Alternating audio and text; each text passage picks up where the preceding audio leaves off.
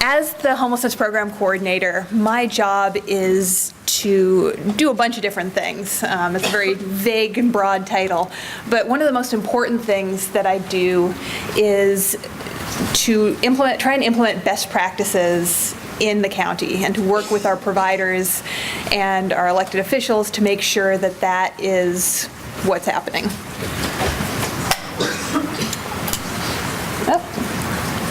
But oh, there we go. Okay. Now there we go. Okay. Anyway, so my job is to implement best practices on homelessness, which includes, as David mentioned, homelessness is something that a lot of people are thinking about, and it's on our minds a lot. And as a result, there's been a lot of research as to what are the ways to address homelessness and to end homelessness. But some of that research doesn't necessarily match with public sentiment or with sort of the entrenched practices of nonprofit providers. And so a big part of my job is trying to sort of move that conversation to what we know works. And so as a result, I spend a lot of time, I read all the comments on the newspaper articles about homelessness. That's the hardest part of my job.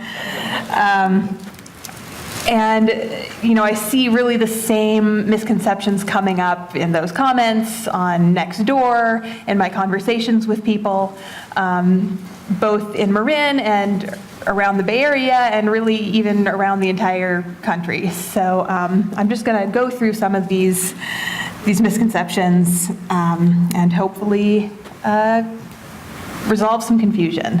So number one, some people just want to be homeless. And so, there is probably a small number of people for whom this is true. You've got your hashtag van life millennials who technically are homeless by HUD's definition.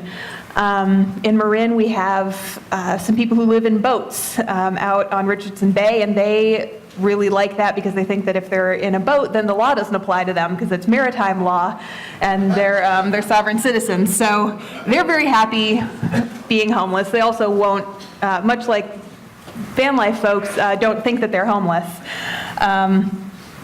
But so what people mean when they say people just want to be homeless is people were offered services and they rejected those services. Therefore, they want to be homeless. Therefore, we should not waste our time showing empathy or offering more services or trying to address their issues. But let's think about some reasons why people might reject housing or shelter. One thing is safety. If somebody feels that they're not going to be safe in a given placement, but they've reached a point where they think they are safe, they're safer on the streets, they're not going to take that placement. Crowding, if it's a communal living situation, if they have to have a roommate, they want their privacy, it could reject that. If they're not able to bring their pets, I think any of us who have pets we wouldn't want to rent an apartment where we couldn't bring our pets, and that's particularly true if you're experiencing homelessness and your pet is this companion that you have, and why would you leave them behind? If they've had a previous bad experience with the housing provider or with housing in general, maybe they they'd entered a program before and the program required sobriety, and they, even if they want to become sober, going from a substance use issue to sobriety is very difficult, and most people fail multiple times before they're successful. So maybe they were in housing and then they got kicked out of that housing because they weren't able to maintain sobriety. Well, why would they take another placement if they're just going to get kicked out again, if that's their mindset? If their housing is in the wrong area, they don't like the available housing. I don't want to live there, it's a dump. I don't want to live in that city, like all my friends are in this city. Or people who see accepting help as weakness. This program is for crazy people, and I'm not a crazy person. And so you might think okay, well, those are all reasons why, if I was choosing an apartment myself, I might not want it, I might go for something else, but surely all those things are still better than being homeless, right? But I think you have to really understand what the cycle of homelessness is like. So if you have a person who has mental health issues, substance use issues, if they've had a long period of homelessness, they can be difficult to serve. They can have trouble maintaining housing. And then when they're difficult to serve, they end up failing out of those programs. That creates more distrust in the system, so they're less likely to seek help. Their conditions get worse without treatment, and they become more difficult to serve. So it's really this cycle that's not even self-perpetuating, but self-magnifying.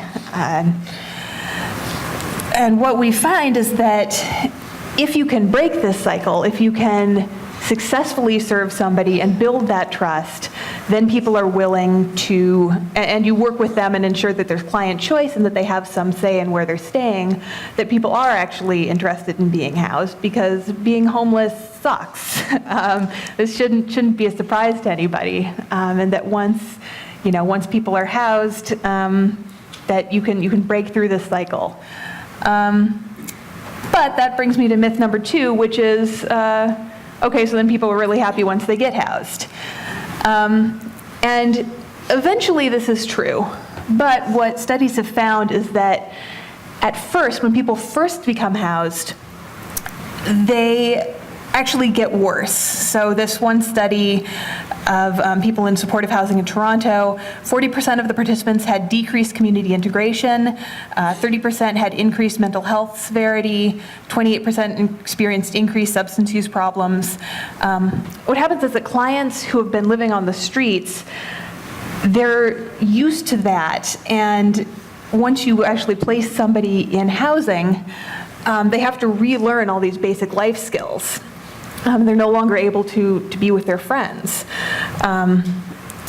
So this is sort of the other cycle that we see, is that when you're homeless, you enter, when you first become homeless, you become better at being homeless. So when you learn where places are where you can eat, you find other people, you make friends, and you adapt to the state of homelessness, which really normalizes an abnormal situation. And people go into what's called survival mode, which is really, instead of being able to think, oh, what do I need to do this week? What do I need to do to make myself not homeless 6 months from now? What people think is, what am I going to do today? How do I get my next meal? Where am I going to sleep tonight that's safe? How do I deal with my immediate needs? And the ability to sort of plan ahead is sort of crushed down into the part of the brain that's not being used. So once you put somebody in housing and they're used to thinking like this, it's just overwhelming. Suddenly, instead of saying, okay, well, I know that for breakfast I can go to the soup kitchen, and for lunch I can go to the church, and this is just how I do things, suddenly you have to think about buying groceries, cooking, cleaning, buying toilet paper.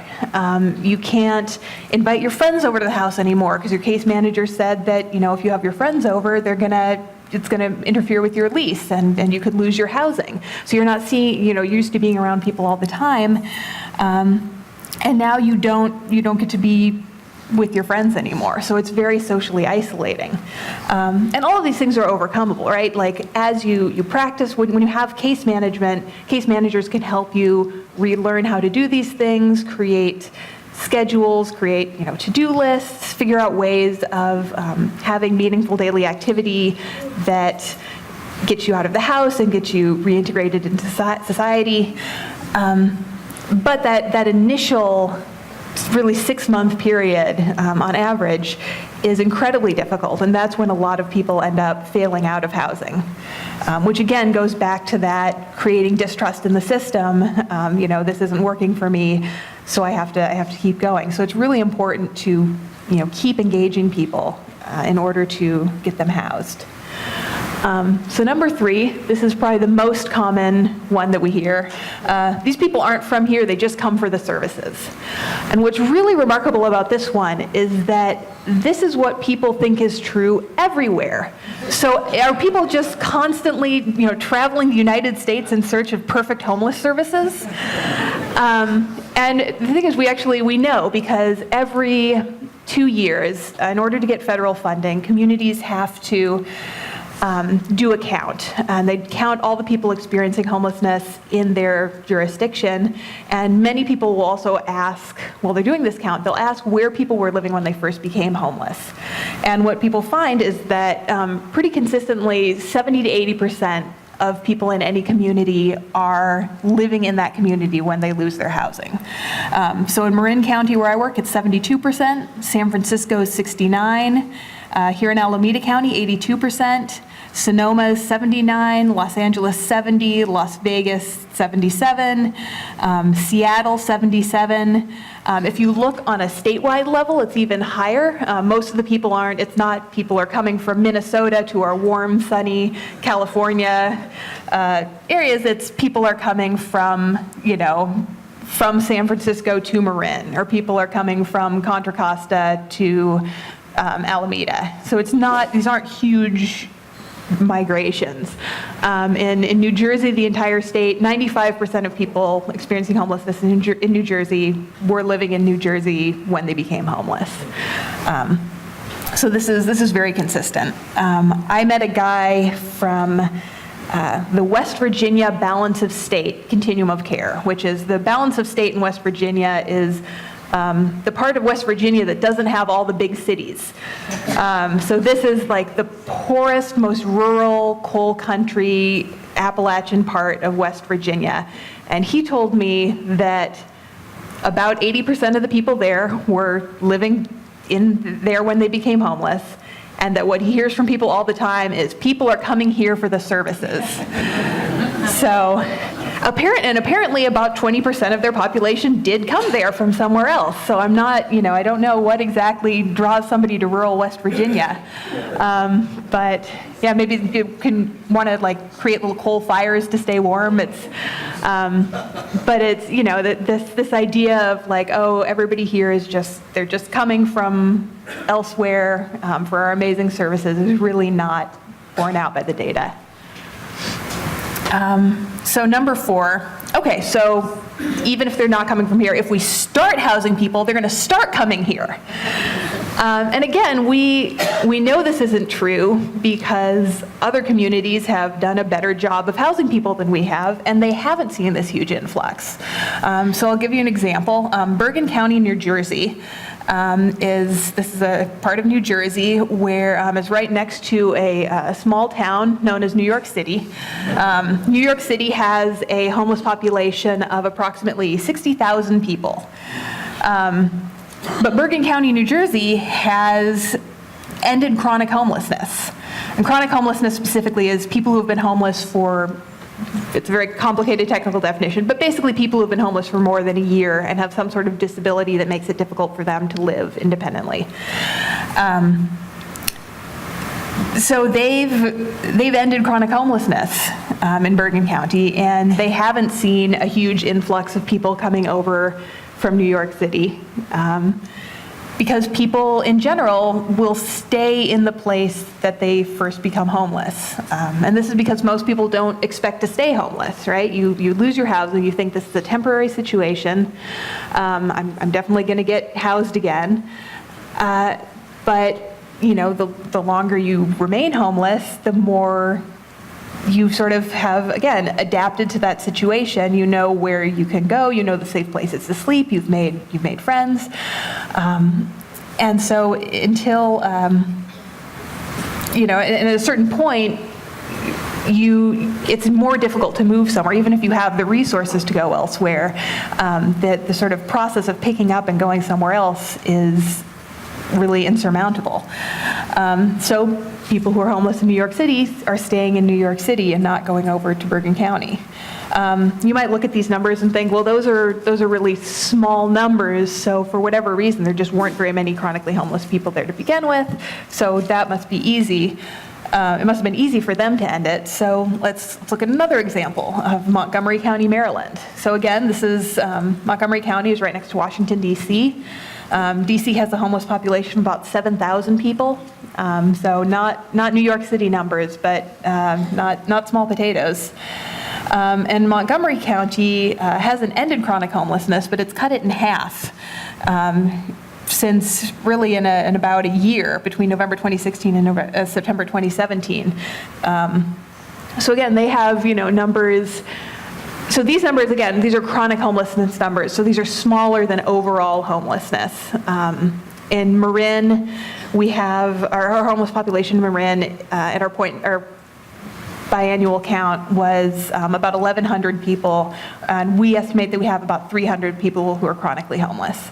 So these Montgomery County numbers are pretty similar to Marin's, which is why we really like to use this as an example in Marin, because Washington, D.C. numbers are pretty similar to San Francisco's numbers, so it's a very helpful comparison for us.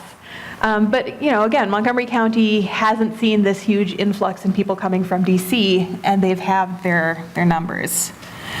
And then if you look countrywide, this is a map of states, counties and states that have ended veteran homelessness. So the dark blue states have ended veteran homelessness completely within the state. So there are no homeless veterans in Virginia or in Connecticut, or apparently in a third state, which I don't see on this map. Rhode Island, maybe? Delaware? Delaware dark blue? Yeah. Thank you. Thank you for people with better eyes than me.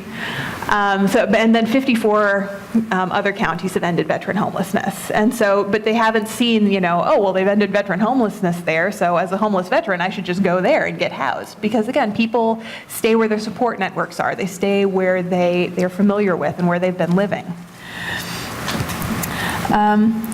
Okay, number 5. Fine, but you can't just put a junkie in a house. That's a real thing that was said to me. I won't say by whom. And this is this idea that, okay, well, you've just told me that it's really difficult for people to be housed. So, how do you do it? Most of these people aren't going to succeed, right? And there are a couple answers to this. The first is that sometimes you can just put a junkie in a house. There's really no way of knowing how somebody is going to do with housing until they're placed in that situation. There are people in Marin who we worked with who people thought, there's no way this guy is going to do well if we put him in housing. His needs are too high. He needs like a nursing home. And some of the people, when you put them in housing, they've completely thrived. There are other people who we've said, this guy's going to do great. All he needs is, he's going to need occasional case management, but he's going to do fine. And those people have bombed out entirely. So it's until you place somebody in housing, you have no idea how they're going to do. But in order to have people have the greatest chance of success, what you need is an approach called housing first. So in your traditional system, you have you go from homelessness to staying in an emergency shelter, and if you follow all the rules in the emergency shelter and you do well, then you can get moved to transitional housing, which is sort of a medium-term housing, a couple years, where they teach you life skills and job training, and if you do okay in transitional housing, eventually you get to move on to permanent housing. And so what ends up happening in this system is that you have a whole bunch of places where people can fail. Where people can, in the shelter, they got in an argument with somebody else in the shelter, so we had to ask them to leave. The transitional housing requires sobriety, and they couldn't, they kept drinking, so they had to leave. And so what Housing First does is it says, we're going to skip all of these steps, and we're going to take people directly from homelessness into permanent housing with no preconditions, no requirements. We're just going to put them in housing, and we're going to give them the supportive services that they need to be successful. So it's not a sobriety model, it's a harm reduction model. So if you've got somebody and they are, they're drinking mouthwash, you say, why don't we try drinking beer instead? Just moving people down to, you can still drink. If somebody is an alcoholic and they're not committed to sobriety, then, trying to force somebody into that is not going to be successful. Maybe somebody in the shelter kept getting in fights with people because they really just can't live around a lot of people. So you get somebody into their own space, and they have that privacy. And maybe in that situation, they can succeed in a way that they wouldn't at all have been able to succeed in the shelter environment. So Housing First is something that's been extensively studied over the last decade or so. There's a lot of evidence for it. So these super dense text slides, please don't read them all.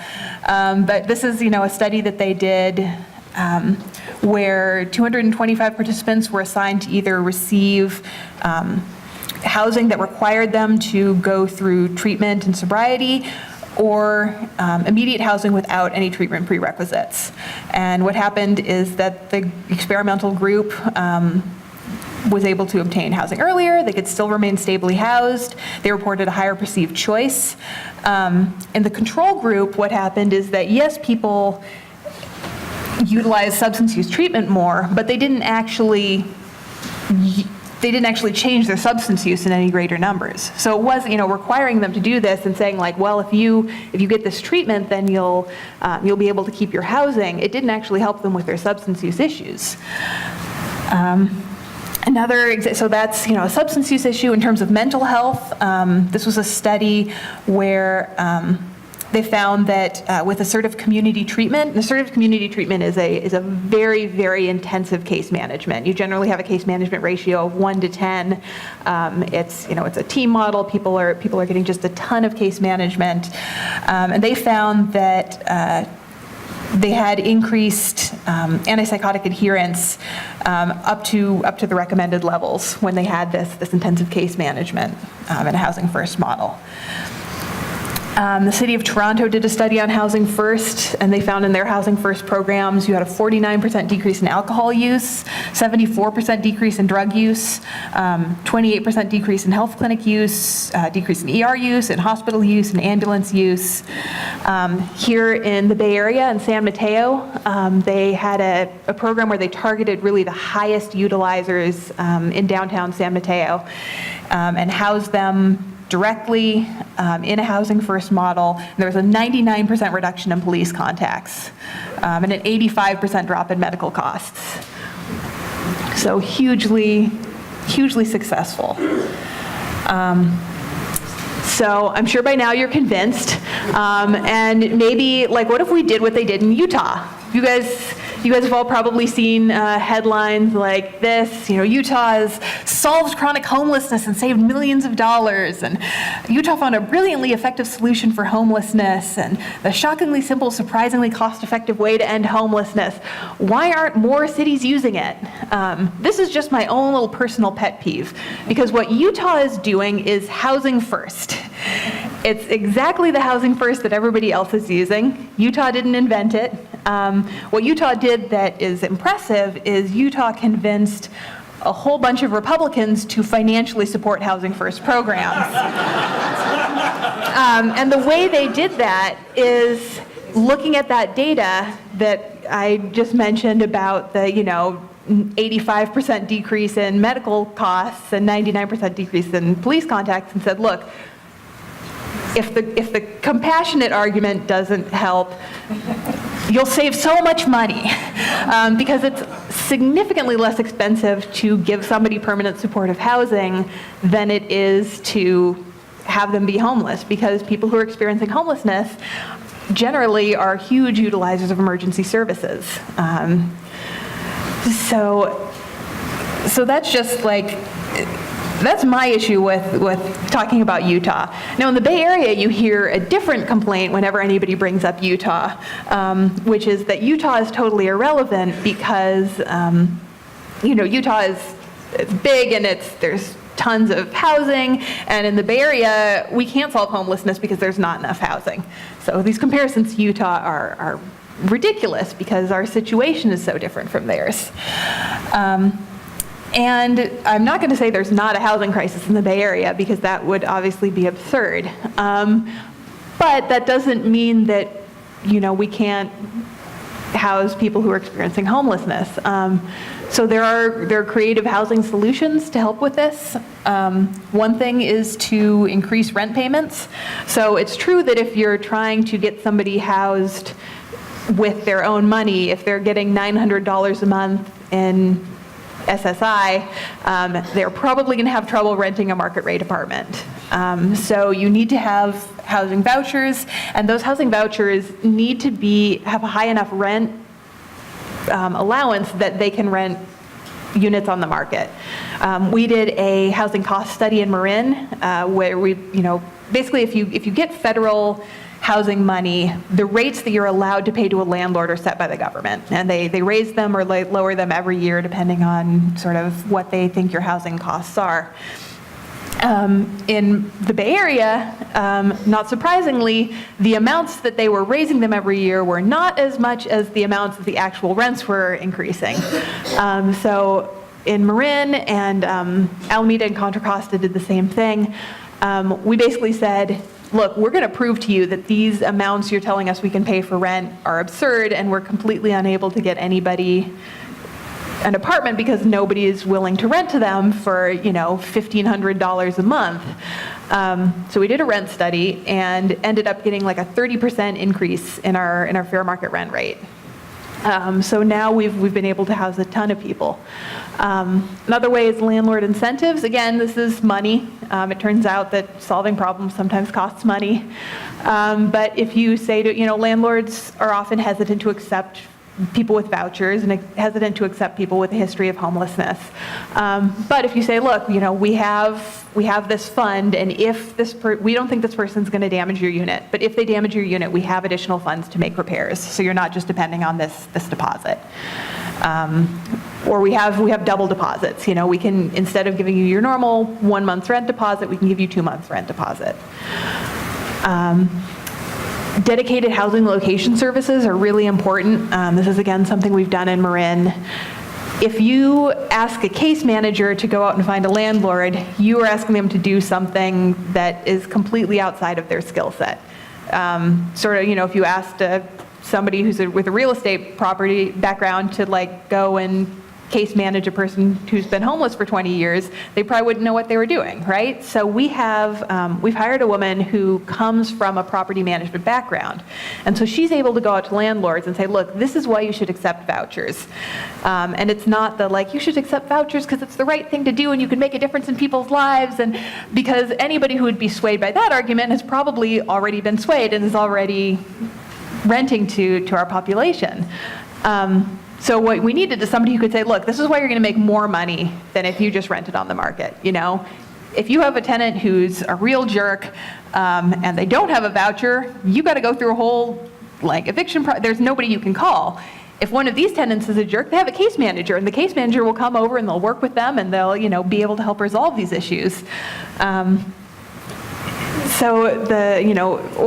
Look, we can, if this tenant moves out, if this tenant gets kicked out, if this tenant passes away, we can have a new tenant for you right away. You're not going to have this period of housing search and finding new renters. We can save you time and money. Roommates, I mentioned at the beginning that some people don't do well with roommates and will refuse housing if it's a roommate situation. But for some people, it works really well. Some people, again, like I said, isolation is one of the most difficult things about starting a housing program. And if you're in shared housing, especially if you are able to sort of have a person who is compatible with you, then it can work out really well, and it can, again, lower those rental costs. And then, of course, new construction. There is not enough housing, so we should build more housing. And building housing that's, dedicated extremely low income or dedicated for people experiencing homelessness is the best way to make sure that those units go to people who are extremely low income or experiencing homelessness. And speaking of new construction, what about tiny homes? Those always sound like a great way to house people. They're so cute. And I think the first thing we need to do is define, when we say tiny homes, are we talking about this, or are we talking about this? Because if I'm going to talk about tiny homes, I am only going to talk about this, because this is not a thing that we should be putting human beings in. I think the argument that you hear about, you know, tiny shacks, really tiny knot houses, is that yes, it's better than homelessness, right? Like, it's better than being in a tent. It's still homeless, but it's better than staying in a tent. It's better than like sleeping under an overpass, right? Because you've got solid walls, you've got a roof. But the problem with a unit like this is that it's not, you know, a tent is better than sleeping outside. But would anybody here support creating tent cities as the solution to homelessness? Or would you prefer that we house people in places with bathrooms, for example? So I think, you know, I'm working on the assumption that if somebody's experiencing homelessness, they are a human being and they deserve, at the bare minimum, you know, bathroom facilities, a food preparation area, and enough space to stand up.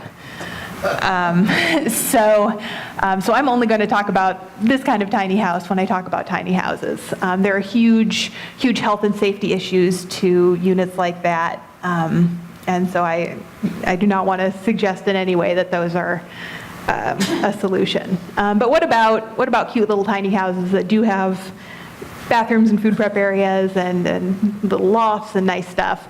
I think that depends a lot on where you are. So here in the Bay Area, we don't have a ton of land. And if you look at, these are some examples of tiny house communities that are being built or have been built, or these are homeless housing that has been built in the United States. So up at the top, we've got your sort of standard tiny home village. So it's got 120 micro homes, 100 RVs, 20 canvas-sided homes that are being planned. And so that entire thing was going to take 27 acres for about 240 units. In comparison, in Santa Rosa, they've converted a single-story hotel called the Palms, that's 104 units, so a little less than half as many units on 6 acres. So, you know, a quarter of the size, half the units. That space also has more room for expansion. They're actually planning on building more stuff on that site to sort of increase density. And then in San Francisco, if you look at Mercy Housing Mission Creek, it's a beautiful facility. It is 140 units of senior housing, 6-story building, and that is on less than an acre, right? So that is, I think, what we need to be building in cities, is things that use space appropriately. Okay, so what about micro apartments? That's using space efficiently, right? So this is something that we talk about in Berkeley a lot. These are, prefabricated units. They're modular, so you can build them for a much lower cost. And they're talking about, you can put them in on top of parking garages and just really get a lot of housing in a small amount of space. And I think micro apartments really depend. So I am not opposed to them overall, but units need to meet safety and habitability standards, right? So this goes back to that, the little shack in the first slide. We need to make sure that we are placing people in units that are appropriate for people to live in. We need to recognize that in an extremely tiny unit, there are additional stressors for living in that kind of small space. If you've got like a Murphy bed and you have to put up the Murphy bed every single day in order to have room to walk around your apartment, that's not a huge step. But if you have, 10, 20, 30 of these little tiny steps, you can't pile up dishes in the sink because your sink and your food prep area are the same. You have a little thing that you put on top of the sink so you can chop stuff, and then you move it so you can use the sink. You're just sort of making things just a little bit harder. And if you're somebody who's already having difficulty adjusting to being, to living inside, that might be a barrier that makes it more difficult to overcome. And then also trauma-informed design is really important. So these people need nice units. They did a comparison of people who were placed in 2 different SRO projects, so single room occupancy. These are, you have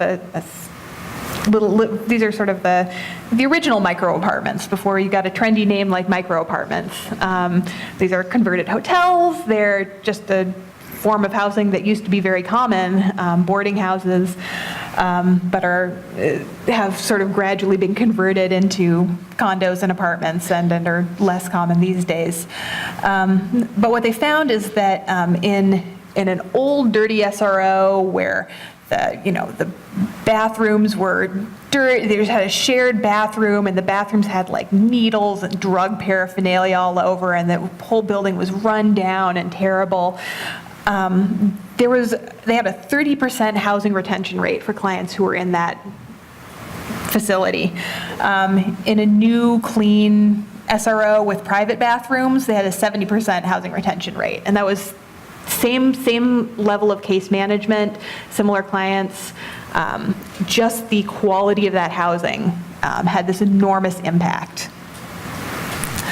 And those are, I have like 2 more minutes based on before the question period. So I just want to toss in one extra one that I keep hearing, which is we need more emergency shelters. And I understand the sort of the instinct to go for this, because when you see people who are out on the streets, you think we should at least be able to get people inside. And if we had infinite resources, I would say absolutely, let's get more emergency shelters. But because we have limited resources, we need to focus our resources on housing, on permanently housing people and getting them off the streets. We have a project in a rotating winter shelter in Marin that has been operating for 10 years. This was its last year and it's closing down. And what we found is that there are people who are staying there this year who also stayed there 10 years ago when it first started operating. So this shelter, even though it's run by great people who are working with people, trying to work with people on like creating housing plans and solving, come up with housing solutions, they weren't getting housing because emergency shelter is an emergency response. And we need to think long-term on long-term responses on getting people permanently housed. So now, questions. I don't know if somebody's got a microphone going around. All right, we have lots of questions. I'll start here. I keep hearing that in this area, especially in San Francisco, there are a great many vacant units that are owned by somebody but unavailable for housing because they're being held for speculation, they're being used for financial gain, money laundering, who knows what. Is there any way to get hold of some of those units? I think there are a variety of answers to that question on sort of various levels of legality. I think, I fully support governments that have like a residency requirement. Like if you have a unit, somebody has to live in that unit at least half the year. So if you're buying it to speculate, you can buy it to speculate, but you got to rent it out while you're speculating. I think, in terms of squatting, which was a suggestion that was mentioned up here, there's some people in sort of a small movement in the East Bay, I know, that is basically trying to exercise adverse possession on abandoned houses, which is, if you sort of assert, like, this is my property now, I'm going to start paying utilities and paying taxes, and if nobody calls you on it within about, I think it's 5 years, then you own it. There's some court costs involved, and I don't recommend going into this without really thinking through it. But that's something people are doing. But I think in general, there's also the conversion of units into like Airbnbs. So I think, I definitely think that's something that local governments need to address. We have a question back here. Yeah, hi. If I'm one of the 60,000 living on the streets of New York City, assuming I lost my New York Times subscription at the same time, how would I know that across the river in Bergen, New Jersey, is a program that, were I to go there, would benefit me? Is there a grapevine amongst homeless people? Correlation not being causation. If Boston homeless don't know that there's a program in St. Louis, of course they're going to stay in Boston. I mean, what makes it happen that way? I mean, I think there's, I can't say for certain that there's, to an extent, I think there's some communication, because people do travel a little bit. It's there's actually sort of the way there's this guy named Ian DeYoung who's an expert in housing first from Canada, and he classifies people experiencing homelessness into sort of three categories. One is, see if I can remember these. There's anchors, and there's maybe it's two categories, anchors and tumbleweeds. So anchors are people who just really stay right where, they have like a 6-block radius that they're in. They'll go from, the park to the church and the park to the shelter, and like they won't go anywhere else. And tumbleweeds will just go all out, they'll be someplace for 3 weeks, and then you'll be in Marin for 3 weeks, and they'll go up to Sonoma, and they'll be in Sonoma for 6 months, they'll come back down to Marin, and then they'll go over to San Francisco. And so there are some people who sort of move around. And people definitely have networks where they know what's going on, certainly in their own communities. We always are, anytime there's a new program, we get people, asking our caseworkers and social workers, hey, how do I get into that? Like, how do I get some of that service? So, I think people are somewhat informed, whether a homeless veteran in San Francisco is thinking like, well, should I go to New Orleans? Because if I'm a homeless veteran in New Orleans, then I'll get housed. That I don't know. But I think if that knowledge isn't being spread, then the concern that, oh, well, if we start housing people, people will come here, is also still kind of moot. Yeah. Okay, I'll take a question up here at the front.